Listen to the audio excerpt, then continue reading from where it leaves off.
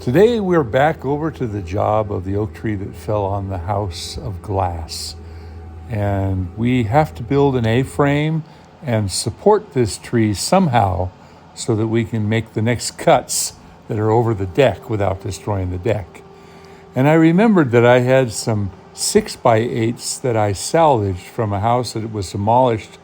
Oh, I think the house was demolished probably 60 or 70 years ago because I got it from an old barn from a friend of mine who had passed away. His wife gave me all the lumber, and I got these 4 12-foot 6x8 Doug fir beams that were in pretty good shape. So I decided that was going to be the wood for the main A-frame. Now these 6x8s are quite heavy. So I'm using the Bobcat with the Demodozer bucket, and you can see that I can very cleverly fit it all the way in. And because this grapple bucket has a bar that goes all the way across the front, a faceplate, I can grab these from anywhere within the bucket, and they lodge into a ledger in the back. So it allows me to do something creative just like this.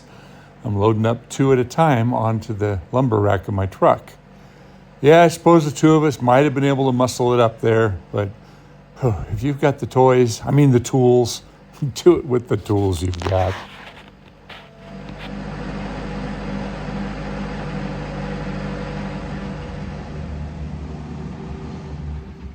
And I also grabbed about 4 4x6s. These are redwood, and I knew they'd come in handy. And I also grabbed a 4x8 to use for the base plate of the main A-frame that we're going to build today, as well as a bunch of 2x4 fir to kind of hold things together. And there's the load. That's a heavy load. I went down Highway 9 and I was feeling a little bit apprehensive about taking those curves too fast, because there is a lot of weight on that lumber rack. And I also thought about all the tools that I might need, as well as all the fasteners. Then we can use the 2x4 as a scree and kind of pull it back and forth and go along the straight, kind of like you do with concrete. So we ended up taking the steps out. They were completely and totally rotten, and I showed the client and they agreed. So what I'm doing here is I'm tamping down at an angle so I end up with a flat level area that I can put the 4x8 as the base for building the A-frame. And you note that it's at a bit of an angle because I want the pressure to be angled in. Center point is right here.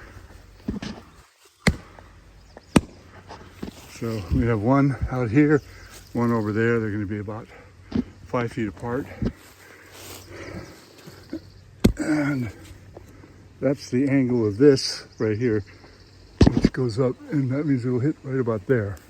We might have to carve a little bit of that to create a flat spot. Have to go get the ladder. That's the angle that the beams are going to be. They'll go up just like this. And we might have to pound them in just a hair more from the top, but I like the angle. I think it's good.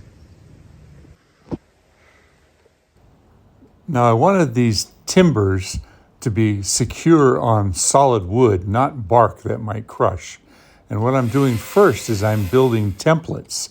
I'm using some of the 4x6s and getting them exact.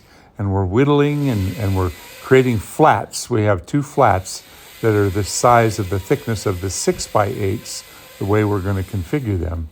So this was really awkward. We had to work up here with the chainsaw and get these flats.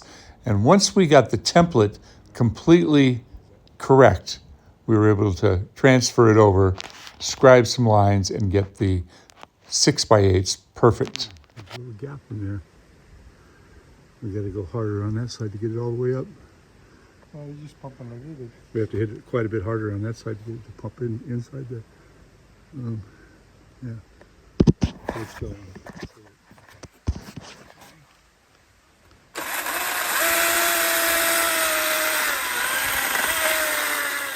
was a really awkward position to work in. So I threw a rope up around there and I kind of utilize the rope to help me maintain an awkward balance on two ladders so that I could continually whittle away at the second flat.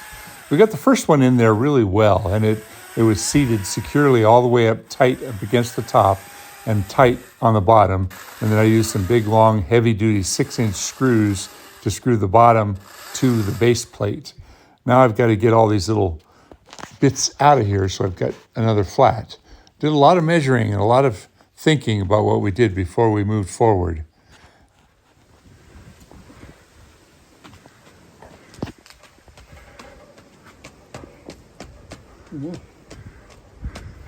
We got it to lift up. You see it right there? You can see better right on the nut. Not right here.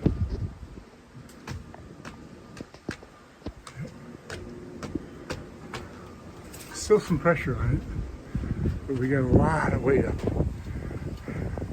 We cut this dead perfect, and we beat it in. Looks like we need to go just a hair more. And then we beat that in, so that brought it up a little bit. We beat this one in.